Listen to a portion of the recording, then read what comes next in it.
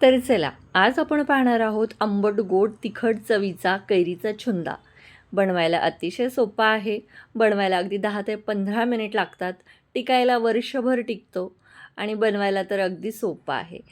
चपाती, भाकरी किंवा ठेपला किंवा थालीपीठ यासोबत अतिशय छान असा लागतो. अगदी तुम्ही लोणच्यासारखा तोंडीसुद्धा लावू शकता.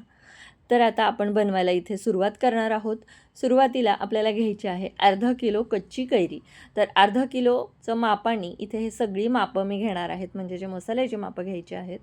पहा, कैरीचं साल काढून घेतलं, त्यानंतर किसणीवर ते मी किसून घेतलं आणि किसल्यानंतर हा किस आपल्याला एका बाउलमध्ये काढायचा आहे आणि तो किस किती आहे ते पाहायचा आहे, मग जेणेकरून आपल्याला पुढची मापं घेण्यास सोपं जाईल. तर अशा प्रकारे आपल्याला हे मोजून घ्यायचं आहे एका बाउलमध्ये. तर आता पॅन ठेवलेला आहे मी गॅसवर, गॅस बंदच आहे. त्यामध्ये हा किस मी टाकून घेतला. त्यानंतर जेवढा किस होता कैरीचा तेवढाच गूळ घेतलेला आहे.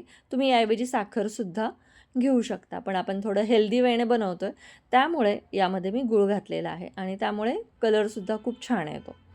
आता गॅस बंद आहे. आपल्याला फक्त हे व्यवस्थित असं मिक्स करून घ्यायचं आहे, म्हणजे गूळ आणि कैरीचा किस अगदी एकजीव असा झाला पाहिजे. आणि त्यानंतर आपल्याला गॅस चालू करायचा आहे. आता गॅस चालू केला की लो टू मीडियम गॅस ठेवायचा आणि एकसारखं आपल्याला याला हलवत राहायचं आहे, जेणेकरून गूळ पटकन असा गुळाला वितळतो किंवा गुळाचं पाणी होतं. तर अशा प्रकारे 2 मिनटं मी झाकण लावलं, 1 मिनिट झाकण लावायचं आहे आणि अगदी लो गॅसवर ठेवायचं आहे.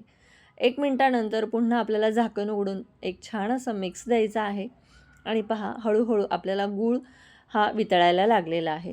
आता गूळ छान आपण इथे वितळून घेणार आहोत आणि पहा, 2 ते 3 मिनिटानंतर पूर्णपणे गूळ वितळलेला आहे. पुन्हा साधारण 1 ते 1.5 मिनिट आपल्याला याला छान शिजवून घ्यायचं आहे आणि त्यानंतर इथे मी चेक करते आहे, छान याचा एकतारी पाक असा झालेला आहे. असा एकतारी पाक झाला की आपल्याला गॅस अगदी लो करायचा आहे. गॅस लो केला की यामध्ये 2 चमचे वेडगी मिरचीचं लाल तिखट आणि चवीनुसार मीठ टाकायचं आहे. त्यानंतर अर्धा चमचा भाजलेल्या जिऱ्याची पावडर आणि पाव चमचा काळं मीठ टाकलेलं आहे. तर काळ्या मिठाने अतिशय छान चव येते, त्यामुळे काळं मीठ आवर्जून टाका. आता हे कोरडे मसाले सगळे व्यवस्थित असे एकत्र होण्यासाठी एक छान असा मिक्स देऊन घ्यायचा आहे आणि त्यानंतर आपल्याला यामध्ये काही खडे मसाले टाकायचे आहे.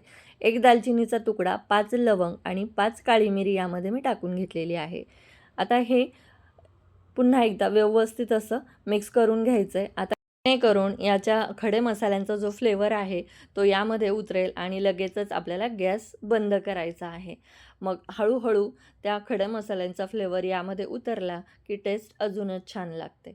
पहा, गॅस बंद आहे आणि बंद गॅसवरच ही जो पॅन आहे तो तसाच मी गॅसवर ठेवलेला आहे. आता थोडंसं मिश्रण थंड झालं आहे, म्हणून मी थोडंसं टेस्ट करून पाहिलं आणि टेस्ट केल्यानंतर इतकं छान झालेलं आहे. आंबट, गोड, तिखट याचा अगदी तोंडामध्ये ब्लास्ट होतो. अतिशय सुंदर झालेला आहे आणि अगदी ओव्हरवाईज देतानासुद्धा माझ्या तोंडाला पाणी सुटलेलं आहे हे पाहून, की अगदी चटपटीत मस्त असं झालेलं आहे. तर आजची ही रेसिपी तुम्हाला कशी वाटली नक्की बनवून पहा आणि कमेंट बॉक्समध्ये सांगा. आणि व्हिडिओ आवडला असेल थोडा जरी, तर प्लीज लाईक करायला विसरू नका. धन्यवाद.